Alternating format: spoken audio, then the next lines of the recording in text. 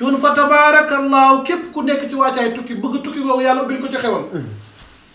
day bind wa maa ramayta iz ramayta walakin allahu rama 155 fois wa maa ramayta iz ramayta walakin allahu rama 155 fois jël laget bu bees tàq xooj ci saafara si wut 155 doomi guro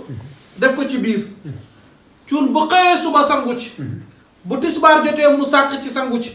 bu jullee gee ba pare mu sangu ci insha allahu rabbi daana fi wàcc loolu dem wàccee ko jabaram wala wàccee ko doomam mu soog ko saraxal leget gee guro gi kam fii wàcc bu xëyee saraxal ko guro gi fa tabaarakallah ak leget gi cuun kooku dana indi ba ay mbokkam xam ne tukkiwul di taxawaalu